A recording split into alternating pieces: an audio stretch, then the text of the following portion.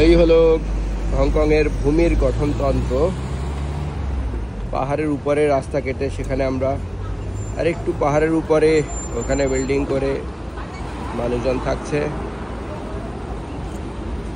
So বলে যে পাহাড়ে যে বিল্ডিংগুলি করা হয় সেগুলি আসলে প্রকৃতপক্ষে অনেক শক্তিশালী হয়।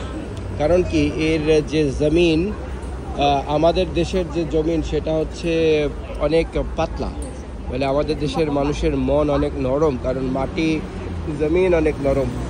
আর এখানে খুব পাথুরে জমিন, তো সেই কারণে এখানকার মানুষের মনও বেশ শক্ত, সেটা তো আসলে নির্দ্বিধায় বোঝা যায়। এবং শক্তিশালী মন না থাকলে হয়তো অনেক ধনী হওয়া যায় না, কি জানি বাপু, আমার তো তাই মনে হয়।